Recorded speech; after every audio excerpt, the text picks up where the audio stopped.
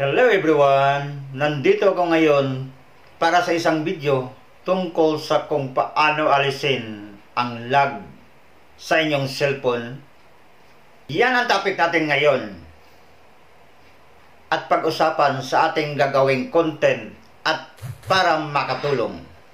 Alam mo ba na ang lag ay maaring makapagpabagal sa inyong cellphone performance at maubos ang inyong oras? Tara na! Alamin natin kung paano alisin ang mga lag sa ating cellphone. Kung gusto mong malaman ang mga sikreto sa pag-optimize ng inyong Android cellphone, huwag kang mag-skip na panoorin ang buong video.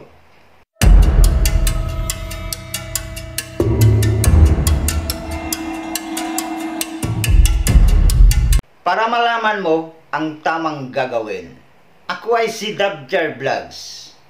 Ang YouTube channel na ito ay nagbabahagi ng mga online tips, tricks, and tutorial. Kaya subscribe na para sa mga bagong content tungkol sa pagtanggal ng ads, piracies, Gmail phone storage, at iba pang tutorial na makikita sa aking playlist. First step ng ating kung paano alisin ang lag sa ating phone. Una, restart your phone.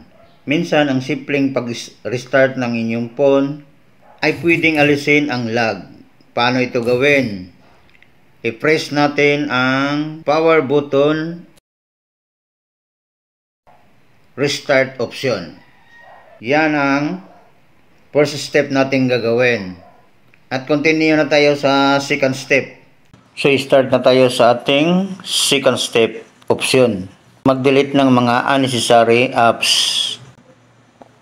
Kung may mga apps na hindi mo na ginagamit, pwede kang mag-delete ng mga ito para makapag-free up ng storage at memory. Paano ito gawin? Pwede kang magpunta sa inyong settings. At ngayon, maghanap ka ng apps na hindi mo na gagamitin. Tulad ng Lazada. Itap natin ang Lazada at itap natin ang uninstall. Tayo sa third step option. Go to settings. Itap natin ang clean up. Dito kasi makikita mo, app, phone storage, app cleaning, more. Dito sa dulo may more. At dito sa baba na ay targeted cleanup. Ito ang kailangan mong linisin para mawala ang lag sa ating phone. Halimbawa, itong targeted natin na cleanup, itong trash, itap natin. Nakalagay dito, file deleted within 7 days can be recovered here. Ma-recovered mo itong file within 7 days. Mawala ng lag sa ating phone, itap natin ang delete. Para mawala ng lag sa ating phone, itap natin itong recycle bin box. At itap natin dito sa baba ang delete. Tingnan mo, naka-deleted images 634. Itap natin yan. Pabagal ng inyong phone. Yan ang mga dahilan na kailangan nating alisin. So ngayon, na-clear na. Itap na natin ang back. So tapos na yung trash. Ang sunod, yung apps na naman. Itap na natin ito. At ngayon, dito, clear apps, cache junk. Itap natin ito. Itap natin ito isa-isa. Makikita naman natin dito naka 0. Image naka 281 MB. Ang CapCut na 270 MB. So, i-direct na natin itap itong clean 554 MB. Itap natin ang delete. Ang apps and cache. So, ngayon, dito muna tayo sa image. Itap natin yung image. At all images, itap natin ang clean. Then, itap natin ang box dito sa baba. Then, itap natin ang clean.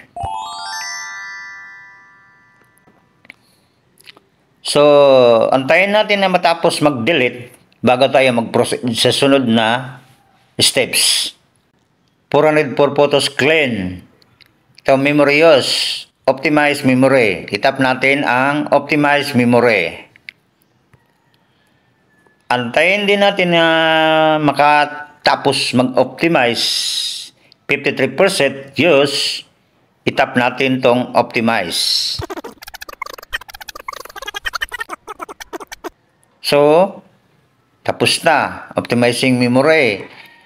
Itap na natin ang clean cache junk.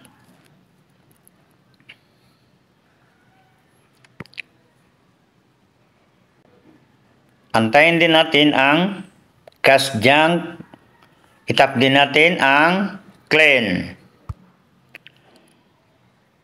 Cleaning junk clean. So, deep clean, up junk. Itap din natin ito. Ship cleaning. Itap natin ang ship cleaning.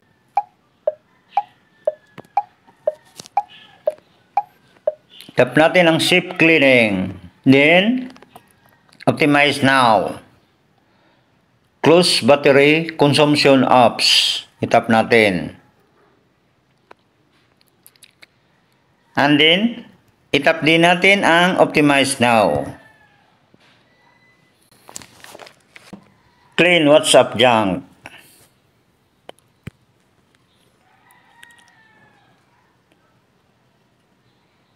Itap natin ang box isa-isa.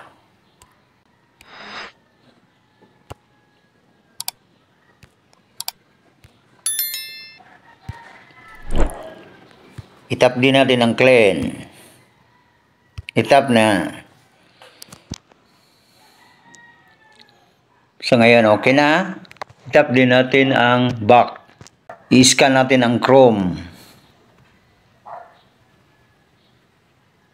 Backup conversation history, download file. Tap natin ang clean.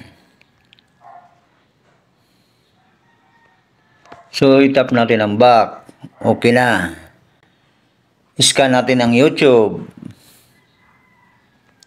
0 MB files. Scan natin ang share it.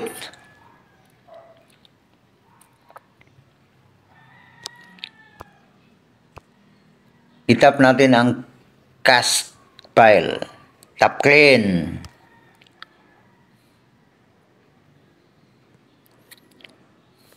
Scan natin ang WhatsApp. 0 MB.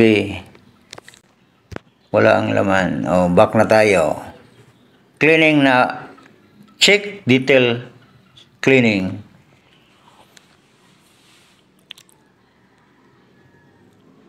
Cleaning finish. So, tapos na. Itap natin ang back. So, ngayon natapos na ang pag-delete ng mga unnecessary apps sa inyong cellphone. Proceed na tayo sa step number 4. Start na tayo. Find system update.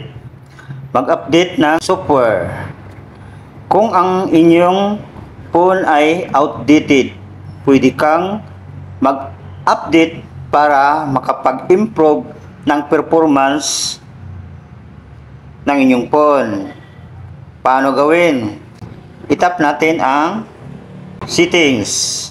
Hanapin natin ang system. Itap natin ang system update. Then itap natin ang online update.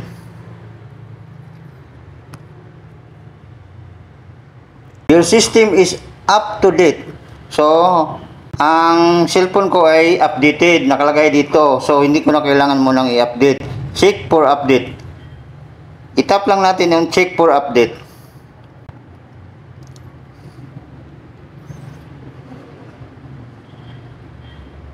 So, katatapos lang nag-update. So, kung sa inyo hindi pa na-update, kailangan yung i-update.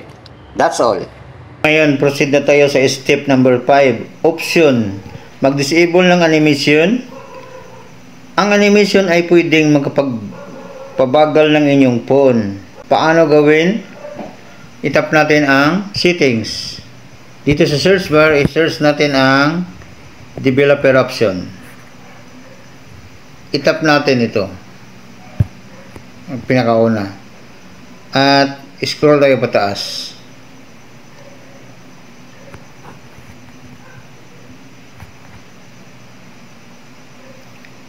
At dito makikita mo Windows Animation Scale, Transitions Animation Scale, Animator Duration Scale.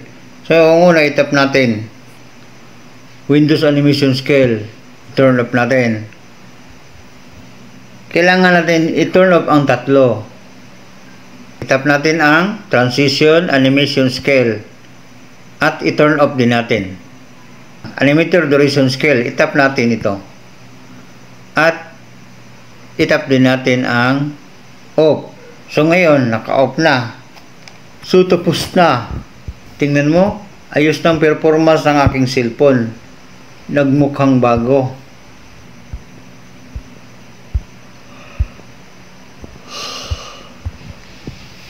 So reminders lang, pag gusto nyong alisin ang lag sa Android phone, kailangan natin i-turn off ang tatlo.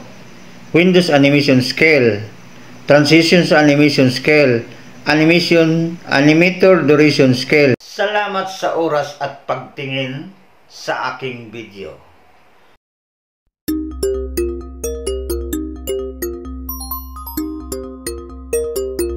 Kung may mga comments, suggestion, and question, please i-write mo lang sa comment section at i-hit ang subscribe button and bell icon para updated ka lagi sa aking mga bagong upload. Maraming salamat sa inyong lahat. Once again, thank you for your time and effort to watch the video until the end. Have a nice day to all. God bless at all. Bye.